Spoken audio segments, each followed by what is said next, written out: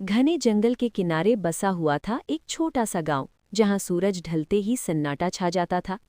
लोग कहते थे कि इस जंगल में एक भेड़िया रहता है, लेकिन वो साधारण भेड़िया नहीं था। उसकी आंखें लाल थीं, चाल इंसानों जैसी थी और उसके दहाड़ सुनते ही खून जम जाता था। गांव में सालों से ये मान्यता थी कि जो भी अमावस की रात जंगल के रास्ते से गुजरा, वो कभी वापस नहीं लौटा। फिर भी कुछ लोग इन बातों को सिर्फ डर मानते थे। उन्हीं में से एक था रवि। वो पढ़ा लिखा था और इन कहानियों पर विश्वास नहीं करता था। एक रात उसे मजबूरी में जंगल के पास बने पुराने रास्ते से गुजरना पड़ा। जैसे जैसे वो आगे बढ़ा, हवा ठंडी होती गई और पेड़ों के बीच से अजीब सी फुसफुसाहट सुनाई देने लगी। अचानक उसे लगा कि कोई उसका पीछा कर रहा है।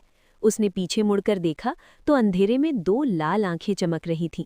तभी झाड़ियों से वो भेड़िया बाहर निकला। उसका शरीर बड़ा था, फर काला था और दांतों पर ताज़ा खून लगा हुआ था। रवि भागने लगा, लेकिन उसके कदम भारी हो गए, जैसे जमीन ने उसे जकड़ लिया हो। भेड़िया धीरे धीरे उसके पास आया और तभी रवि के कानों में एक आवाज़ गूंजी, डरो मत, तुम पहले नहीं हो। उस आवाज़ में इंसानी दर्द था। रवि ने देखा कि भेड़िए के गले में एक पुराना ताबीज़ बंधा था। वही ताबीज़ जो गांव के एक आदमी के पास हुआ करता था, जिसे सालों पहले गांव वालों ने जिंदा जला दिया था। उसी पल रवि समझ गया कि ये भेड़िया उसी शाप का रूप है। अचानक भेड़िया जोर से दहाड़ा और पूरा जंगल गूंज उठा। अगली सुबह गांव वालों ने जंगल के किनारे रवि के जूते पाए और पास ही भेड़िए के पंजों के निशान, जो थोड़ी दूर जाकर इंसानी पैरों में बदल गए थे। उस दिन के बाद से गांव में कोई भेड़िया नहीं दिखा, लेकिन अमावस की रात आज भी जंगल से किसी के रोने और एक छोटे से गांव में दो बच्चे रहते थे, गोलू और मोलू। दोनों बहुत अच्छे दोस्त थे, लेकिन स्वभाव बिल्कुल अलग। गोलू बहुत मेहनती था, मोलू थोड़ा आलसी पर दिल का अच्छा। एक दिन गांव में एक बूढ़ा बाबा आया। उसके पास एक छोटा सा थैला था।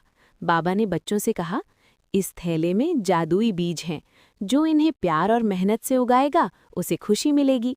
गोलू और मोलू दोनों ने एक एक बीज ले लिया। गोलू रोज सुबह उठकर बीज को पानी देता, मिट्टी साफ करता और उससे बातें करता। वो कहता, जल्दी बड़ा होना, मुझे तुम पर भरोसा है।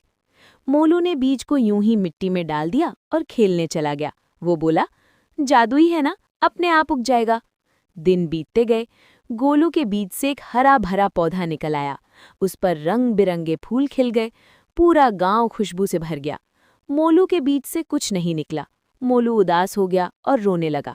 गोलू ने उसे गले लगाया और कहा, कोई बात नहीं दोस्त, मेहनत से सब ठीक हो जाता है।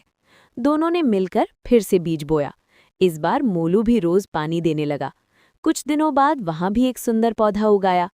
तभी वही बाबा फिर से आया और मुस्कुराकर बोला, यही जादू है बच्चों, मेहनत और दोस्ती। दोनों बच्चे हंस पड़े। सीख, मेहनत करने से ही सपने सच होते हैं और दोस्ती से हर काम आसान हो जाता है।